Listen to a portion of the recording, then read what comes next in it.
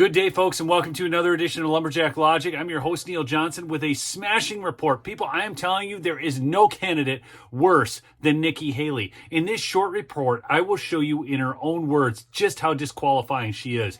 You're going to see her plans to censor you, to take your money, and play the victim card, and you thought she was just a warmonger. But what no one is talking about, that is, to me, a huge issue that I'll deal with as soon as I get there, is social media. Hey, Nikki, you're not getting there. So when you look at social media's role in the division of our country, the first thing I'm going to do is go to those social media companies and say, you have to show us your algorithms. I want the country to see the algorithms so that you can see how these companies move.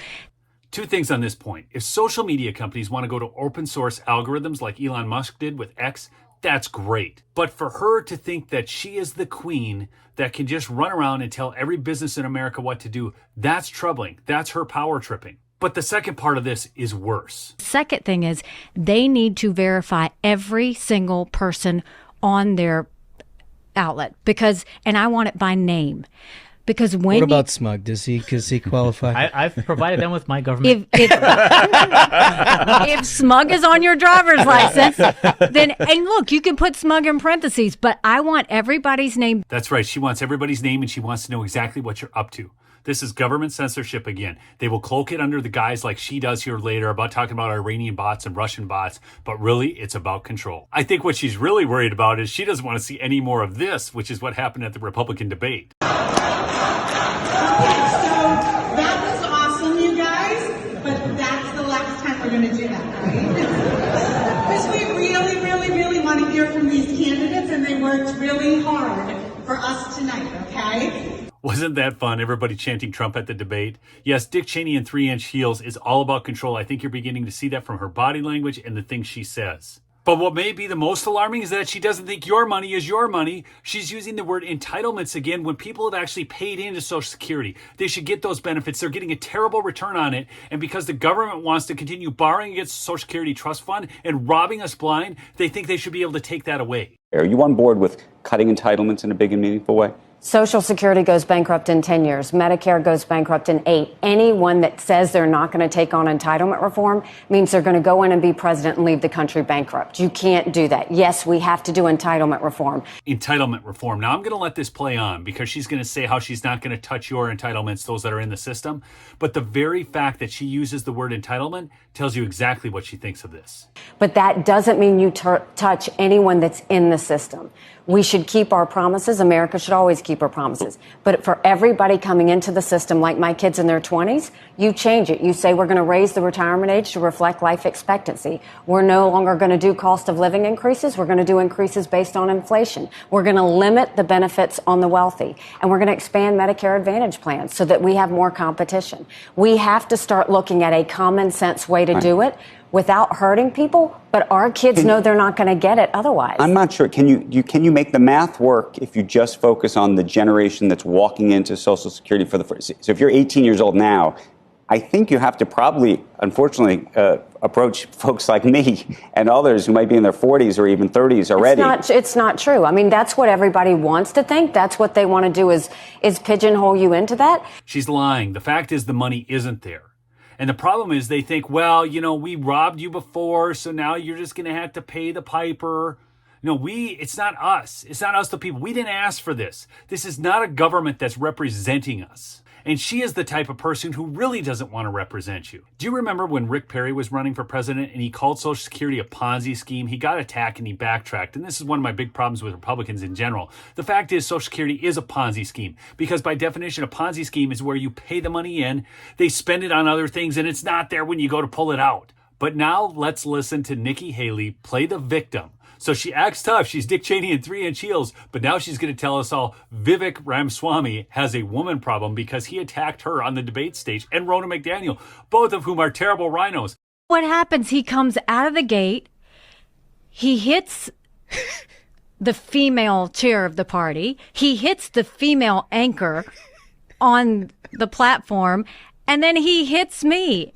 And I'm not saying anything. I ain't saying, I'm just saying. But he might have a girl problem. I'm just saying he might have a girl problem.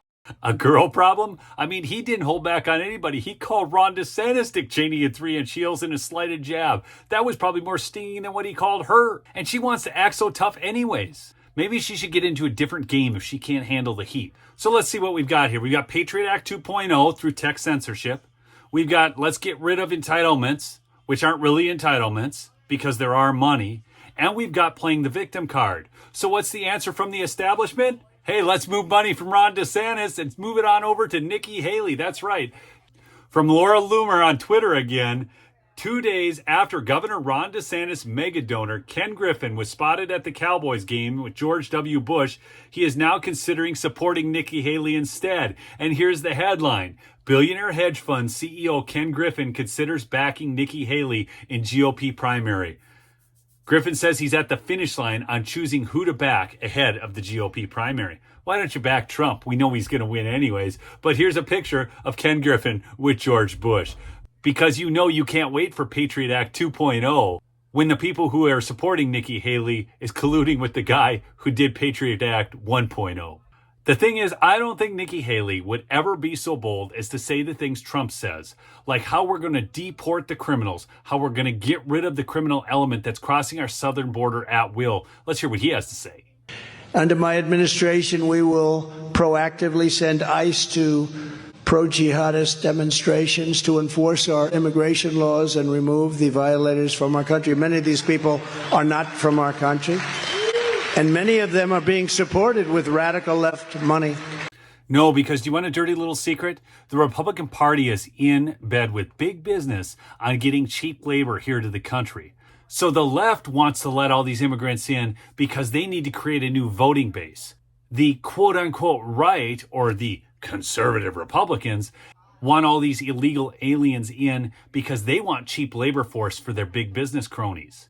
Because those big business cronies are the ones that vote Republican. Don't think that there aren't big business cronies in the camp of the Democrats. They all reside in Silicon Valley and they're all trying to censor you, which makes them perfectly comfortable with Nikki Haley. So I will guarantee you that there is money being funneled from liberal groups to Nikki Haley's campaign as a backup plan because they know Joe Biden sucks so bad that if they did have to lose the presidential election, they'd rather have somebody like Nikki Haley. But the problem is Nikki Haley can't win because the only person who could win in the Rust Belt as a Republican candidate is Donald Trump because he's the only one that's convinced the people in the Rust Belt that he cares about him. He cares about him so much. Watch this next clip. He says he's willing to go to jail just to defend the democracy that he believes in. And they're getting beaten very badly by me in the polls. They think the only way they can catch me is to stop me from speaking. They want to take away my voice. And a judge gave a gag order today. Did you hear that on speech?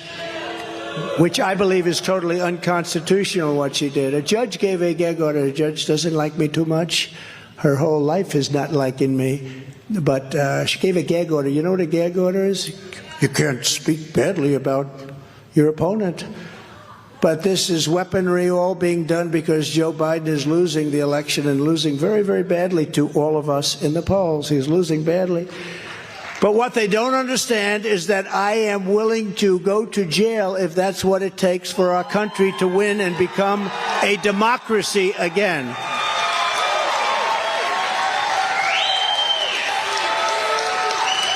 Thanks so much for listening to another edition of Lumberjack Logic. Remember to subscribe and remember to support the sponsor, MyPillow. That's right, MyPillow.com. Promo code Lumberjack for big savings. Peace out.